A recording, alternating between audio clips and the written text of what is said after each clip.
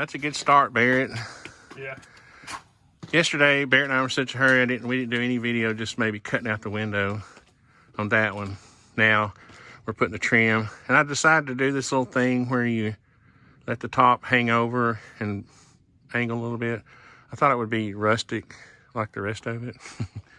Western. And Barrett just did a maneuver, dynamic maneuver to get we had to piece it, and I think he did a good job on the joint.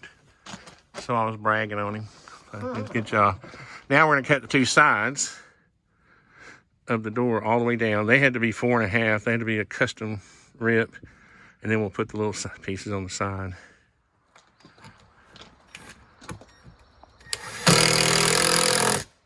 Oh, that looks so beautiful. Woohoo. That looks beautiful, Barrett. All right, you have to stand over there for a photo op.